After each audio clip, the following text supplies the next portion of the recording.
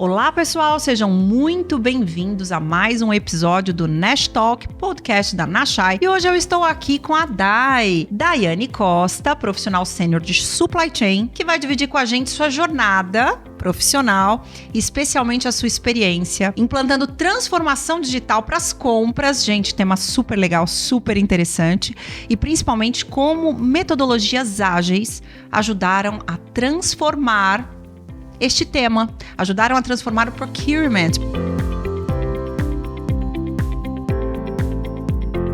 Dai, muito obrigada, é um prazer te receber aqui. Linda Dai, né? Linda Dai, aqui ó, tá linda daqui, viu? Muito bem, quero saber de você. Conta a sua história, sua trajetória e como é que foi. Óbvio, essa experiência a gente vai detalhar melhor no decorrer da nossa conversa. Dai, é com você. Obrigada, Fê. É um prazer enorme estar aqui compartilhando com você e com todos vocês, né, essa prática, né, essa metodologia, essa transformação que hoje o mundo já vem trazendo, né, com esse objetivo, né, compras, mas não só compras, né, o nosso dia a dia ele está voltado justamente para metodologias ágeis, né. O que a gente pode fazer para eliminar desperdícios, ganhar tempo, velocidade, eficiência. Perfeito. Exatamente. Perfeito. Então, um tema muito bacana, né?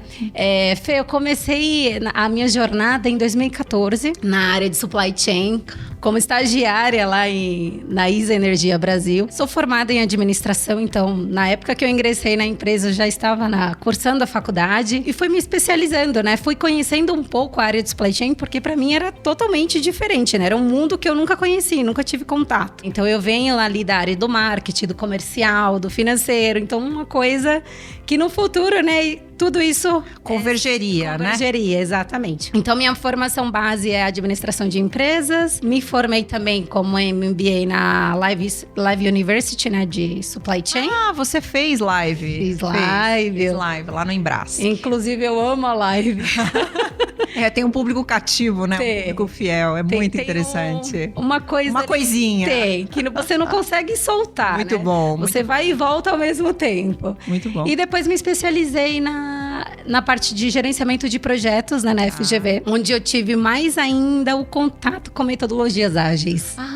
Então você vem também de uma formação em metodologias ágeis. Por isso essa sua identificação na implantação do método em procurement, em compras. Sim. Então, desde sempre atuando em grandes projetos, né? Morei na Colômbia também 4 meses, em 2023. Legal. E consegui trazer ali no dia a dia, né? Não somente para o pessoal, né, de fora, mas também para minha equipe, né? Como que nós podemos implementar as metodologias ágeis, né? Dentro dos nossos processos, para ganhar eficiência e gerar valor para o cliente, né? Porque perfeito. Hoje em dia o que mais importa é gerar valor para o cliente. É isso. E o teu cliente é o cliente interno em primeiro lugar, né? E depois para fora, né? E depois o cliente externo. Exatamente. Muito bom. Dai, vamos falar um pouco, né? Desse momento do mercado, quando a gente isola, né? Essa variável e o papel da digitalização nas compras. A gente tinha processos, com certeza, muito mais engessados, né? Muito manuais. A gente tinha disponíveis alguns instrumentos e ferramentas ali que muitas vezes não geravam valor, como você mencionou até aqui. E a gente observa, especialmente as áreas de compra, se tornando áreas estratégicas para as companhias, né? Então, eu não tenho dúvida de que a digitalização, essa transformação digital nas áreas de compras, ela foi determinante, ela foi fundamental, aderindo então a esse movimento de uma gestão do amanhã, uma gestão do futuro. Dado esse contexto, né? Conta um pouco pra gente como é que essa transformação vem sendo tratada dentro das empresas, e especialmente no contexto de procurement, né? Como é que você está vendo isso? Eu queria só contribuir um pouco na contextualização. O momento das empresas é um momento de deixando o modelo de gestão tradicional, de certa forma, para trás, e uma transição mirando a nossa 4ª revolução industrial, né? Então, a gente vem mirando uma disrupção importante nos modelos de negócios. Com base nisso, né? Como é que você tá vendo isso nas empresas, de modo geral, e a relevância e a importância da digitalização, da transformação digital, especialmente para compras. Eu acho que você falou basicamente tudo, né? Eu vejo que hoje, dentro das organizações, a transformação digital ela deve ser tratada como prioridade. Então, compras deixou de ser aquela área de somente colocar pedido, né? De ligar para o fornecedor, de colocar nota fiscal, receber nota fiscal, dar aceite no pedido. E hoje ela pensa de uma forma diferente, né? Então, hoje os profissionais de compras, eles precisam ter esse pensamento, né? Esse tempo para pensar e fazer diferente. Esse alinhamento, né, com esse contexto. Exatamente. Né, então, junto com esse 4.0 que a gente já está vivendo, né? Há algum tempo, então a área de compras precisa ser estratégica, ela precisa olhar para fora, ela precisa trazer inovações, ela precisa conciliar o ESG, né? Sim. Então, assim, são várias frentes para poder gerar valor para o cliente, porque esse é o objetivo final, sim, né? Sim. Fazer com flexibilidade, adaptação e deixar aquela frase que, sempre foi feito assim, né? Perfeito. Por que eu tenho que fazer assim agora? Sim. E pensar diferente, sim, né? Pensar fora da caixa. Perfeito. E o que você acha que determina, né? O que faz diferença de verdade nesse processo de transformação, né? Você acha que é uma skill, que é um comportamento? Eu aprendi, Fê, com um dos meus professores do MBA da Live, né? O Alex Leite, um abraço, Alex, que o fundamento básico, né, para transformação digital não é apenas digitalizar. Então, eu acredito que são 5 etapas e eu também estou de acordo com o Alex Leite, que o primeiro é o modelo de negócio. Então, você precisa entender o modelo de negócio, né? O que você está fazendo, né, como compras? O que você precisa entregar como compras? Então, você precisa entender a estratégia da organização para você iniciar uma digitalização. O segundo você precisa trabalhar com outro mindset. Né? Foi o que a gente falou agora. Também pensar na experiência do cliente. Perfeito. Né? Você precisa pensar no que o cliente vai receber de valor, né? Tudo isso. A cultura de dados. Então, hoje em dia, não tomar decisões sem base, né? Sem fatos, e sim com análise de BIs, com data analytics e etc. Para você ter uma evidência e tomar, sim, uma decisão mais assertiva e com menos risco possível. E o quinto, sim, eu trago a tecnologia, né? A tecnologia justamente ela vem para juntar tudo isso, né? E trazer eficiência no processo, para a gente ganhar agilidade, perfeito, eficiência e velocidade. Eu entendo que são esses 5 pilares que fazem totalmente essa diferença, né? Sair do papel e ir para a realidade, né? Mas eu imagino que mesmo assim a gente pode encontrar dificuldades e resistências. Na tua jornada, você conseguiria resumir assim pra gente, trazer a tua experiência do quais foram os impedimentos, os impeditivos, os pontos de dificuldade que você encontrou para tirar do papel essa transformação e realizar de fato a transformação? Vocês sabem que eu tô tendo uma aula aqui hoje, né? Então, os 5 pilares, eu acho muito interessante, porque a gente, a sua fala, Daiane, porque a gente organiza de alguma forma e estrutura uma orientação para sair de um mundo das ideias, de um desejo e tornar esse desejo tangível. Sim. Mas eu acho importante, eu considero importante também que a gente traga os obstáculos para isso, né? Então, o que a gente encontra de resistência? Você mencionou agora há pouco o porquê que eu tenho que fazer diferente se eu sempre fiz assim, né? Mas eu imagino que existam outros pontos que você tenha identificado no decorrer da sua jornada que você pode dividir com a gente, porque quem nos assiste certamente vai dizer: pô, eu tô passando isso aqui, eu vivo isso aqui com o time, eu vivo isso aqui com a equipe. Essa resistência, ela vem muito alinhada com, acho que, falta de conhecimento também. Tá. Né? Então, o know-how ali do que é a metodologias ágeis, né? O que ela pode trazer de ganhos. Então, assim, eu posso compartilhar uma dica porque eu vivenciei isso na pele. Exatamente. Então, para conhecer, para saber um pouquinho mais dos resultados, por que não fazer projetos pilotos pequenos, né? Entregas rápidas com clientes, né? Exatamente um processo em si de compras, né? Fazer reuniões com entregáveis chamados sprints, né? Porque hoje eu trabalho muito com a metodologia Scrum. E você, acha que essa equipe também trabalha, né? Inteira. A gente só fala Scrum.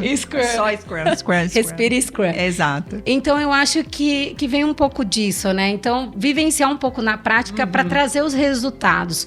Quando você mostra para sua equipe os resultados que que aquela metodologia pode trazer para ganhar eficiência no seu processo, fica mais fácil do que somente o falar, né? Então, por que você não utiliza o Scrum? Mas assim, vamos mostrar como o Scrum pode efetivamente ser positivo no seu dia a dia, né? Eliminar desperdício, né? Eu sou especialista em Lean recentemente, então eu tenho muito disso do Lean, né? De eliminar o desperdício. Focar no problema, não só na solução. Perfeito. Então, a maioria do tempo ali a gente foca nos problemas e depois na solução. Então, eu acredito nisso.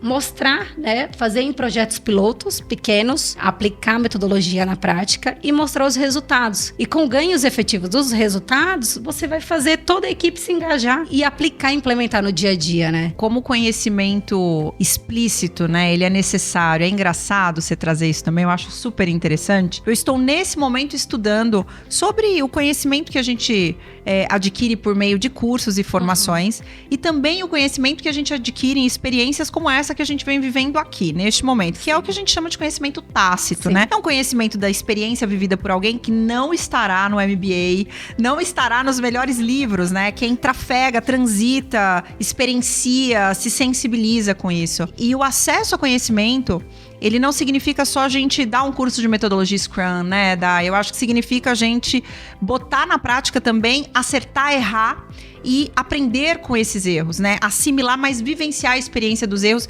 até chegar num momento onde a gente de fato entende o que é que funcionou para aquela equipe, para aquela cultura, para aquele time que apresenta sua diversidade, né?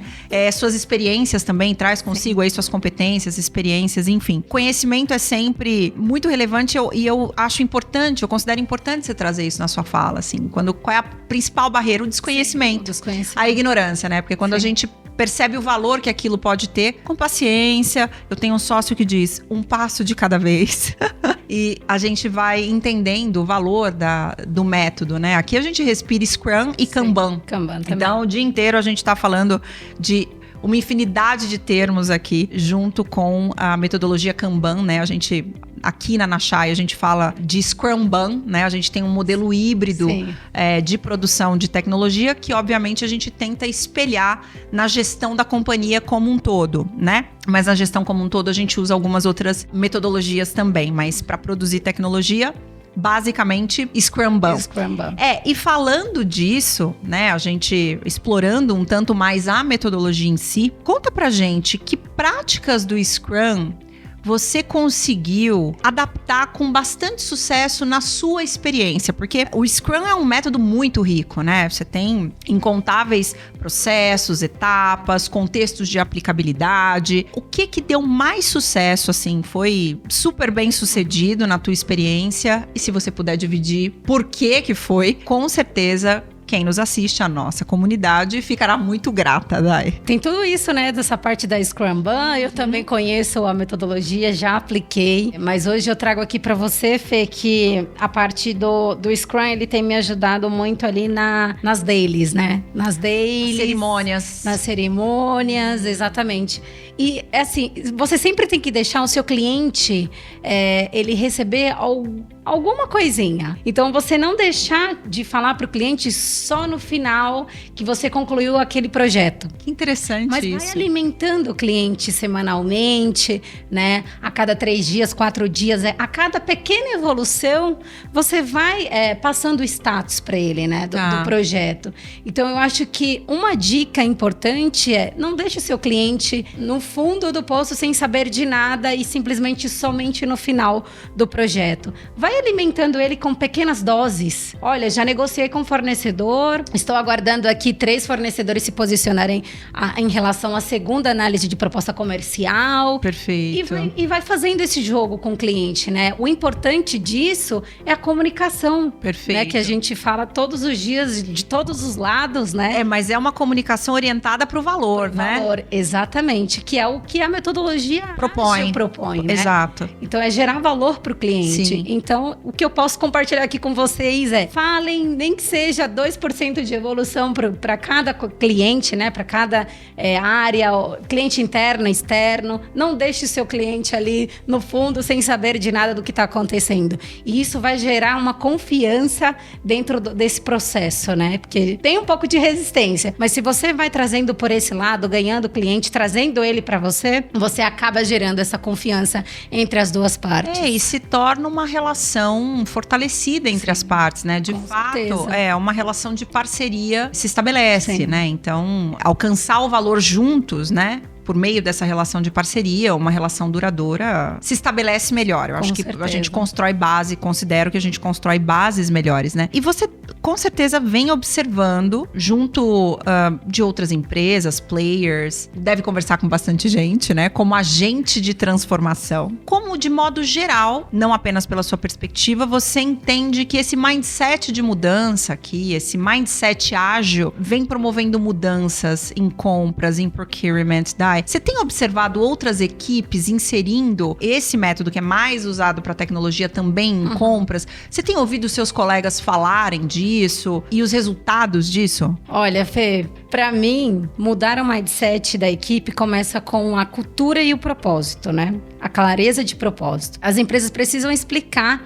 o porquê que as pessoas estão fazendo aquilo, né? Não simplesmente chegar e falar, olha, faz isso, executa, né? Aplica o Scrum. Perfeito. Mas como eu sei? Eu não conheço. Pra quê? Né? Por quê, né? Por que eu tenho que fazer isso? Exatamente. Então, as pessoas só engajam, né? Elas só engajam ali com a liderança, com os pares, quando elas sabem realmente o que elas estão fazendo e por que elas estão fazendo. Perfeito. Então, eu acho que vem muito disso, né? Que as empresas precisam também parar e mostrar isso para os seus colaboradores, não simplesmente, né, jogar ali na mesa e pronto. É muito interessante o que você está falando, porque com algumas lideranças mais autoritárias e impositivas, de repente você vem num processo top and down com a implantação do método. Você pode encontrar algumas lideranças democráticas que debatem se aquela metodologia é a mais adequada, aderente, coleta a percepção das pessoas acerca do tema. E eu gostaria de saber, dadas essas diferenças de liderança, Dai, se você entende que tem uma ideal, se o time tem que ser consultado, se pode ser um processo top and down, diante disso que você acabou de trazer mesmo. Sim. Porque às vezes a gente acha que é uma obviedade as pessoas entenderem o porquê que elas precisam mudar, e não é óbvio. E a gente pode convidá-las a compor a mudança também. Com certeza. Pra você, pessoalmente, eu tô trazendo isso. Você entende que é ideal chamar as pessoas pra mudança, ouvi-las, uma escuta ativa, numa liderança democrática, participativa, ou indifere? Um processo top and down, tudo bem, desde que se explique o porquê que aquilo tá sendo feito. Como que a Dai, como profissional, vê isso? Fê, isso é super interessante. A gente falou bem antes, né, de começar aqui o nosso podcast, que é a liderança masculina que eu comentei com você, né? Que eu tive um líder na ISA, né, durante 3 anos, até um abraço, Danilo Marchesi. Sou super grata e aprendi muito com ele sobre isso, né? Eu acho que não tem que ser top-down, eu acho que tem que ser a colaboração, tem que ser colaborativo. E é o que eu aprendi com o Danilo, porque eu não conhecia muito, eu não tinha muito contato com a metodologia lá quando iniciou ali a pandemia, por exemplo. E outra, a gente conhecer conceitualmente não significa que a gente vai aplicar o método na prática e a gente vai entender como é que é a mecânica dele, porque não é assim, né, Dai? Exatamente. Não é assim. Tem uma curva de aprendizado, maturidade, porque você tem contextos, enfim, tem pessoas. Mas você estava falando desse seu processo, né? Então, no começo, quando você começou a implantar, que foi ali no começo da pandemia, você não tinha muita experiência mesmo, né? Exatamente. E o Danilo, né, esse meu líder, ele trouxe isso, né? Ele trouxe essa colaboração, né? Esse engajamento, esse protagonismo para a equipe, né? Então, a gente começou a trabalhar na ferramenta do Miro, né? Porque antes a gente tinha um sonho de ir na sede e trabalhar com post-it na parede, né? O Kanban na parede. O Kanban na parede. Então, aí a gente foi se adaptando e foi trabalhando na parte ali do Scrum, né? Da metodologia ágil, em formato de sprint, de dailies, né? De backlog, o que a gente prioriza, o que não prioriza. Vamos juntar Kanban junto com o Scrum e ver ali o que a gente está gerando gargalo para eliminar desperdício, né?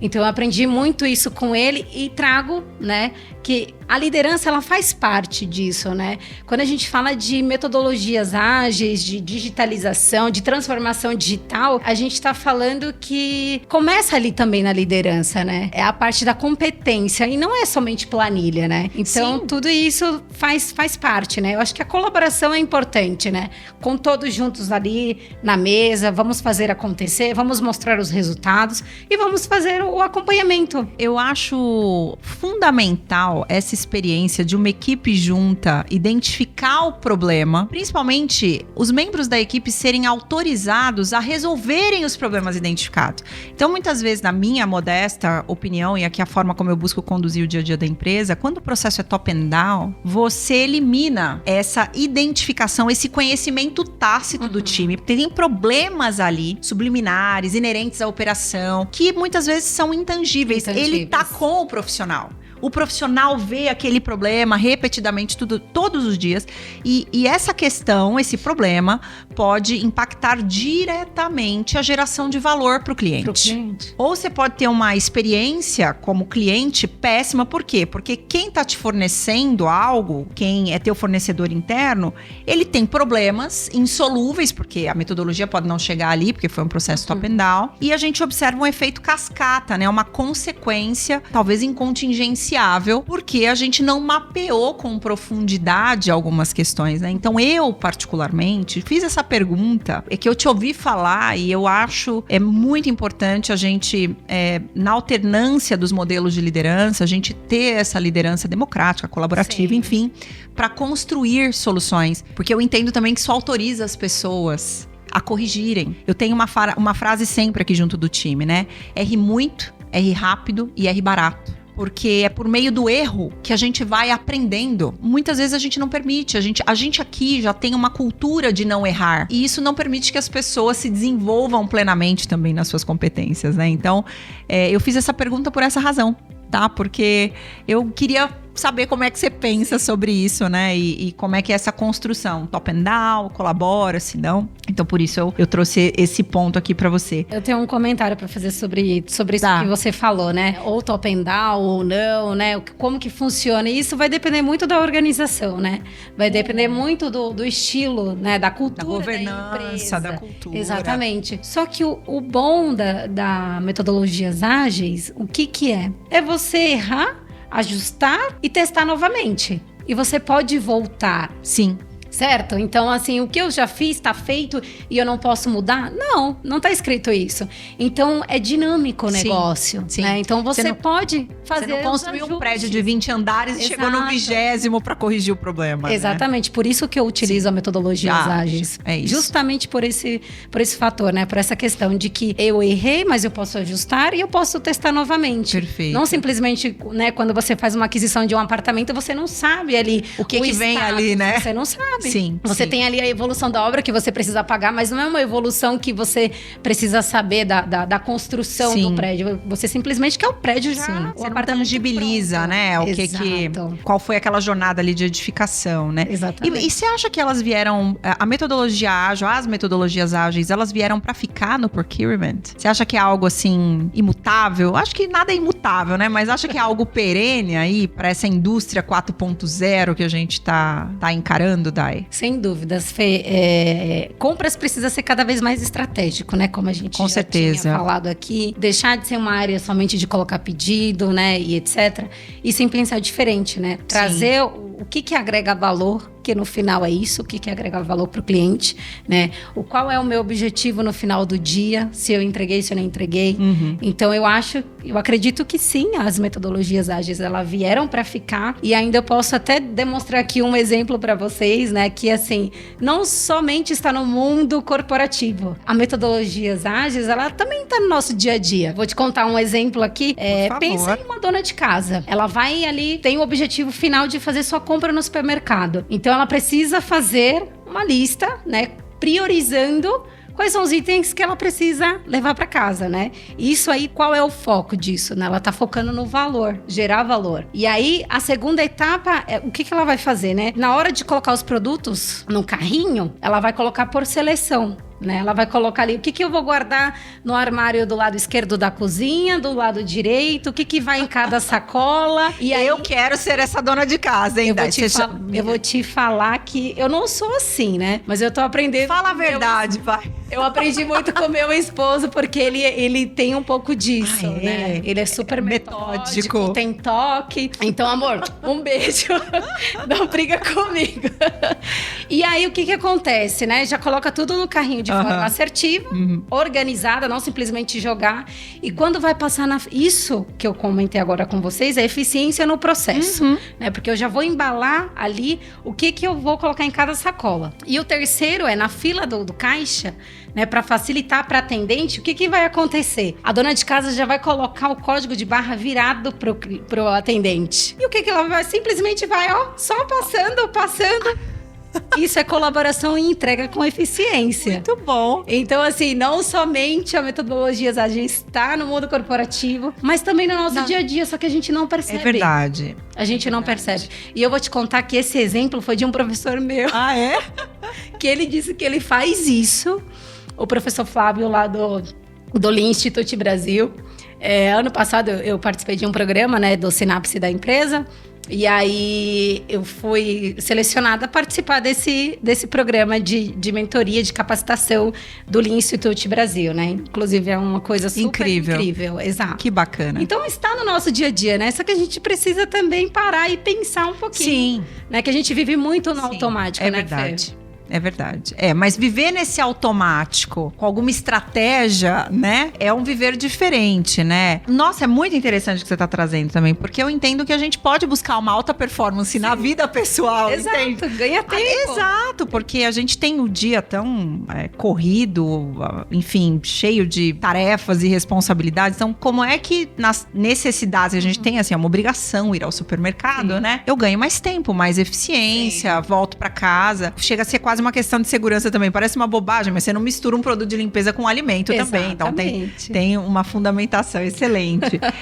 Agora, eu vou voltar um pouco de quais itens, né, eram necessários para tirar a transformação digital do papel e para que ela se transformasse numa realidade. Você trouxe 5 pilares e o último pilar era a adoção das tecnologias, né? Então agora nós vamos falar do papel da tecnologia nessa jornada. A gente já falou da importância das metodologias. Num contexto empresarial, a gente entende que elas vieram para ficar com certeza, porque o valor gerado é notadamente percebido. E claro, a tecnologia também se faz necessária. Muita coisa não seria possível sem tecnologia. Com certeza. Né? Então, eu queria que a gente falasse um pouco das tecnologias que foram adotadas por você durante a sua jornada, né, para suportar essa transformação. Você trouxe alguns softwares aqui, falou do Miro, né? Havia o sonho de um Kanban na parede, porque é esteticamente bacana, um post-it, cada um de cada cor. E a gente vê isso nos filmes hollywoodianos, não é verdade? Mas na prática é o Miro, sim, né? É o Miro, é o Miro. Exatamente. Quais outras tecnologias você entende que foram relevantes, que foram importantes para esse processo de transformação, Dai? Olha, durante a minha carreira, apostei muito nas plataformas de compras, né? De procurement. Automação de processos, são os RPAs, né? Para facilitar e trazer eficiência em cada processo. Soluções de BIs, né? Para tomada de decisão, análise de dados, né? Ter fatos ali, evidências para aportar essa decisão, né? E reduzir os riscos que a empresa ela pode sofrer futuramente, né? E também é uma plataforma de inteligência de mercado, que eu acho que essa plataforma ela é uma grande aliada da transformação digital, né? Ela traz para compras aquilo que a gente não consegue enxergar de fato no dia a dia. Todas as variáveis, né, do mercado, as commodities, né, as influências do dólar, né, do petróleo. Então, tudo isso para tomada de decisão, e a plataforma de inteligência de mercado, ela vem contribuir com isso. E além disso, também eu acredito que ultimamente eu tenho explorado bastante plataforma de gestão de fornecedores, com foco ali na gestão documental de terceiros para reduzir os riscos trabalhistas, né? Documentações, ESG, vamos medir ali o nível de maturidade dos nossos fornecedores e também riscos, né? Juntar tudo isso, criar uma matriz de riscos, né? Mostrar para o meu cliente quais são os fornecedores que eu posso contratar, né? Quem está mostrando ali um poder de barganha muito maior, com menos risco possíveis. E eu acho que a Nashai vem trazendo isso, né? A gente vem trabalhando aí nos últimos 6 meses, trazendo essa possibilidade, esse portfólio, né, de informações para o nosso cliente interno, né? E como a gente consegue gerar valor, né, para o cliente, alcançando os objetivos comuns. Eu vejo por essa parte ali, como que essa tecnologia vem ali nos ajudando no dia a dia, né? Porque no final das contas, o comprador precisa de tudo isso, né? Sim. E se ele tem um ambiente que ele consegue ter essa visibilidade, que ele consegue ver ali quais são os potenciais fornecedores, quais são os tipos de riscos envolvidos naquela contratação, quais fornecedores podem me trazer um risco trabalhista e dentre outras coisas. Então, com a Nashai, eu consegui ter essa visibilidade de mostrar para o meu cliente, principalmente para o jurídico, que a gente trabalhava muito junto, né? O quanto isso pode agregar valor para o negócio. Maravilhoso isso. Usando as nossas ferramentas, então, teu principal cliente interno foi o jurídico. Eu trabalhei muito com o jurídico nessa parceria, porque foi realmente uma construção a 4 mãos, né? Mas o meu cliente final sempre foi ali o meu gestor de projetos, né? A área de projetos. Porque a área que tem o maior core ali do negócio era de projetos e engenharia. Então você precisava dos melhores fornecedores com todas essas variáveis controladas, né? Controladas não, controláveis, né? Porque para apresentá-los como uma opção para o negócio de contratação, né? Precisava de uma avaliação bastante robusta, né? E são projetos complexos, né, Dai? Dessa experiência que você teve, você viveu uma experiência de disponibilizar fornecedores para projetos de alta complexidade, né? São projetos muito críticos para a organização, né?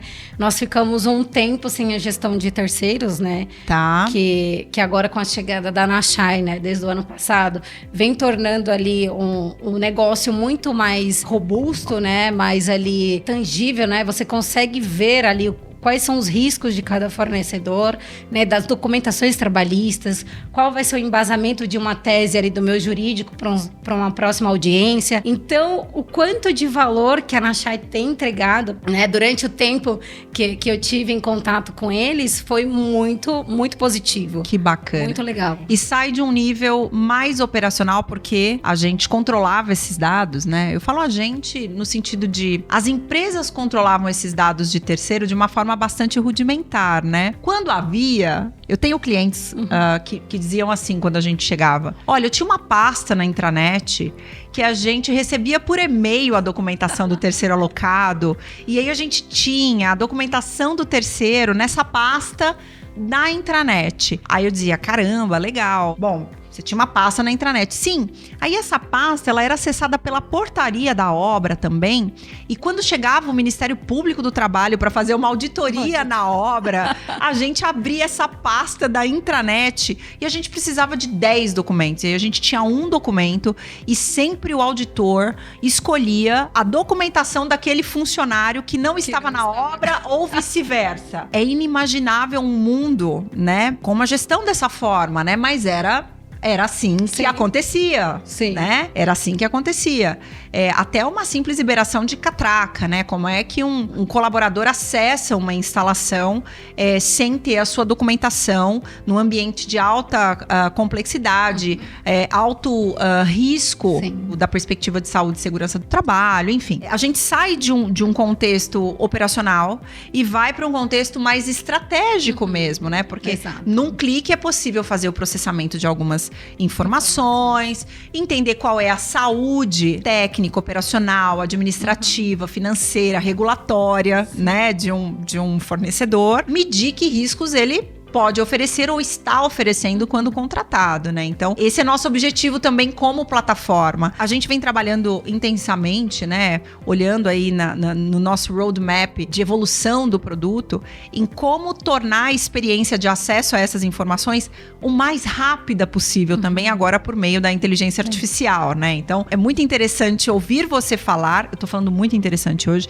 mas é bom ouvir você falar que o valor está nessas incontáveis variáveis de gestão e a disponibilização rápida desses dados, de preferência processados, consolidados, né, verificados, autênticos, né, íntegros, para que vocês tomem decisões mais assertivas e também mais céleres, né, de forma mais célere. É muito importante você trazer o valor gerado para a gente saber que a gente está no caminho certo, né? E aí, ainda falando de produtos, né, que eu acho que você falou bastante sobre isso, seria possível a gente dar mais ênfase para o valor, de fato, gerado da implantação de uma plataforma como essa, assim, Dai? Compliance, tomada de decisão mais rápida. O que você entende, claro, dada a sua experiência, que foi mais valoroso a partir da implantação de uma plataforma como a plataforma da Nashai, que é o Sim Supply, assim, na sua avaliação? São várias. São várias, porque quando eu comecei esse projeto, eu confesso que eu queria muito trabalhar com vocês, mas ali no início eu tinha outras empresas que também estavam sendo mais competitivas, né? E aí no final deu que ali o nosso volume, né, a nossa volumetria de informações, de dados, né, de informações estratégicas, vocês seriam a empresa mais qualificada para entender isso. E aí nós trabalhamos com muitas frentes. E foi muito legal isso. Trabalhamos com o jurídico para poder entender toda a necessidade, né? É aquilo que é o nosso contexto de hoje, né? Trazer o cliente para você, né? Ganhar o cliente. Certo. Então, eu trabalhei muito com o jurídico, né? Eu fui responsável pela implantação da plataforma do Sim Supply, do Sim Verifica também na ISA. Trabalhei com o jurídico, trabalhei com compliance, trabalhei com compras efetivamente, com saúde e segurança do trabalho. Uau! Então, assim, a visibilidade das informações e a governança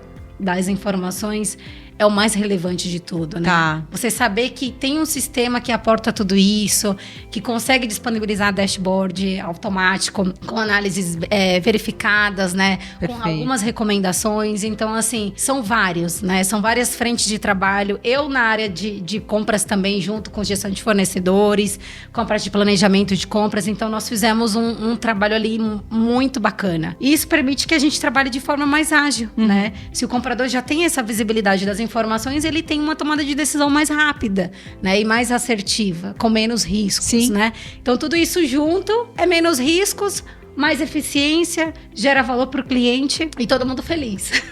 Essa parte é boa, né? Essa parte em todo mundo... Até chegar no todo mundo feliz. E tem algo que é fundamental, né, Dai, que é a integridade do dado. Porque em modelos descentralizados, quando a gente não tem uma plataforma colaborativa, como é o caso da plataforma do Sim Supply, da Nashai, a gente observa práticas onde o mesmo dado é inserido em múltiplas plataformas ou vem via planilha, via e-mail, via outros plataformas baixas, enfim, via outros métodos de controle. Então a gente não garante que o mesmo dado chegue até o final de um processo integralmente, né? Ele vai sendo manuseado, baixa um relatório daqui, insere num outro lugar dali, faz um PROC V, faz um PROC C. Um PROC X, PROC tudo. Exato, todos os PROCs possíveis. E a gente não garante a integridade desse dado. Só colaborando e complementando com o que você trouxe, a gente estruturou a plataforma desde sempre pensando na colaboração. Sim. A gente nasce já em cloud porque a nossa ideia era que múltiplos agentes pudessem acessar um mesmo banco de dados.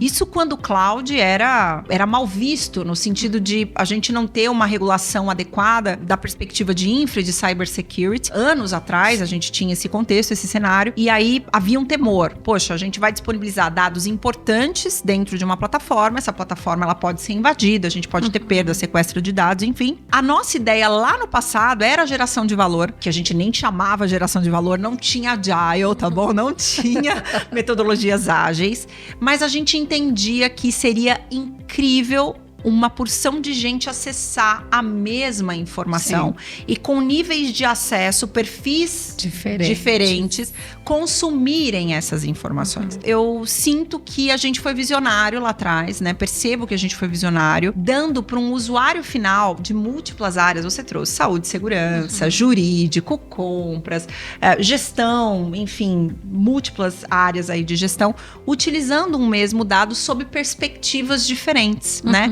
Gestão de risco, gestão do risco trabalhista, gestão da documentação do terceiro. E isso tem valor, porque o fornecedor disponibiliza uma única vez. Exato. Eles mandavam várias vezes, não mandavam várias plataformas distintas, né? O fornecedor pedia, por favor, eu já mandei isso para dar, e por que eu preciso mandar para Fernanda, né?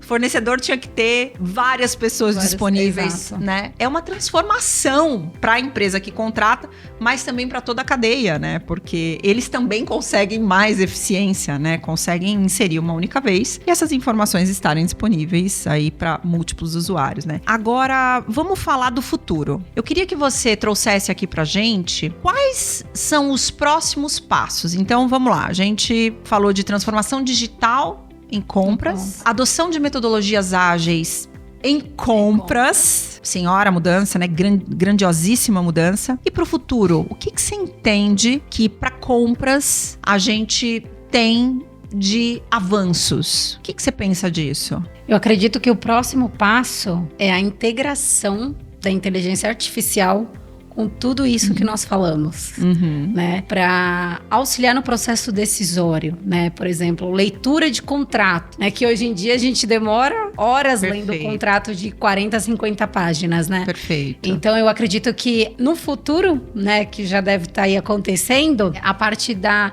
integração de tudo isso que nós falamos, de metodologias ágeis, né?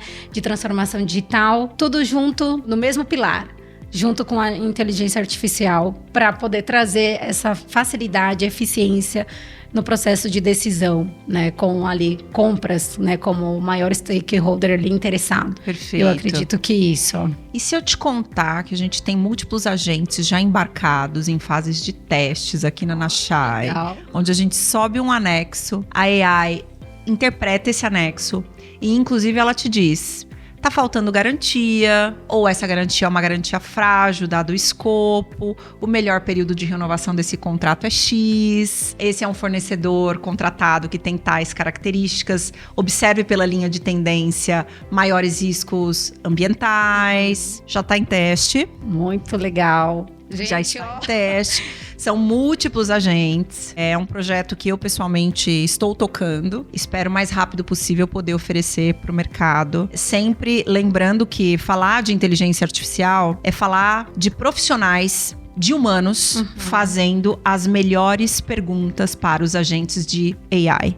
Então, AI nada é sem boas perguntas feitas por humanos, tá? Não por máquinas. Ele só vem como um assistente, né? Como um suporte. E, de fato, promovendo uma transformação e uma leitura que a gente levaria mais tempo. Sim, com certeza. Para concatenar, para organizar. Eu espero que em breve eu possa te mostrar isso. Legal. Tá? Estamos em fase de testes, não só para contratos. Tem bastante coisa. Tem bastante. Mas você trouxe um exemplo muito interessante, porque o grande clamor é pela interpretação dos contratos. Tá? A gente começou por aí, inclusive, tá? O mais crítico. Exato, porque a gente ouviu o que era valor para o cliente e aí a gente identificou justamente na gestão dos contratos. Então, eu espero em breve poder te apresentar isso e você ser, sim, uma stakeholder-chave que diga pra gente: cara, isso aqui tem valor, olha, vai ali, vai por ali, que ali tem mais resposta, tá? Então, eu fiquei impressionada, a gente fez uma rodada na última quarta-feira e foi uma experiência incrível. A gente tá indo pra uma era onde a criatividade não tem limite. Né? Então, de fato, o que a inteligência artificial é capaz de fazer com o nosso dia a dia ainda é inimaginável. Sim, né? Eu realmente fiquei bastante impressionada, tá? E quero te apresentar em breve. Foi ótimo. Foi ótimo. Muito legal. E Dai, a gente tá terminando aqui o nosso encontro hoje. Eu adorei falar com você, adorei saber as suas experiências. Confesso que é a primeira vez que eu conheço um profissional que adota a metodologia ágil no seu departamento. porque justamente é mais comum encontrar isso em empresas de tecnologia. É um ato de coragem, inclusive, né? Implantar uma metodologia mais recorrente em outras áreas e testar essa metodologia. Me fez refletir aqui durante a nossa conversa o que eu posso aproveitar aqui na empresa, né? E você acabou dando uma aula aqui pra gente, né? Sobre o que você identificou de crítico para a adoção da metodologia, como é que planos saem de um mundo das ideias para a realidade, a importância da adoção da tecnologia também para coroar todo o entendimento das necessidades. Esse é um ponto relevante que a Daiane traz, pessoal, porque sem a gente conhecer bem os nossos processos, ela falou bastante do propósito, né? Então, por que a gente faz isso numa área? Se a gente não tem essa resposta muito clara, não há tecnologia que resolva, né, Dai? Exatamente o nosso dia a dia. Acho que é um case aqui exemplar de reflexão acerca de um negócio e vou repetir o que a gente falou muito durante esse nosso encontro. De fato, geração de valor para uma empresa que está transitando para uma nova era dos negócios, né? Então, isso é valor gerado. Sua atuação gerou valor, deixou, com certeza, um legado para todo mundo, né, que trabalhou contigo. Então, é muito importante a gente ouvir isso aqui. É um exemplo pra gente, porque eu tô certa de que a comunidade que consome aqui o nosso conteúdo reflete, poxa, por que eu tenho esse ponto de inflexão? Onde é que será que eu tô falhando? O que não dá certo? No que eu aposto nesse momento? E aqui esse conteúdo serve como inspiração. É um conhecimento acessível a todos, né? Que buscam evoluir por meio da experiência de outros profissionais, com certeza. Então eu deixo para você as últimas palavras, tá bem? Esse espaço é teu e mais uma vez eu agradeço a sua participação. Obrigada, Fê, obrigada à equipe, eu agradeço o convite. Foi super incrível, né, desde a chegada até agora. Eu acho que muito antes disso, né, quando a gente se conheceu lá atrás no evento da Maratona de Supply Chain, né, que eu tive a oportunidade de conhecer pessoalmente você e a sua equipe maravilhosa, a Nath, um beijo. Eu amei trabalhar com a Nath. E eu deixo aqui meu agradecimento, deixo meu contato, né, pra vocês, pra gente falar futuramente. E agradeço a todos os meus mestres, professores aí da live, da FGV, do Lean Institute. E é isso, meus amigos, meus parceiros, meu esposo. E obrigada, Fê, mais uma vez. Obrigada a você, querida. Muito bem, pessoal, chegamos ao fim de mais um Nash Talk, podcast da Nashai, empresa que disponibiliza soluções tecnológicas de alto impacto para a gestão de fornecedores, compras, procurement. Espero vocês para mais um episódio logo mais. Até!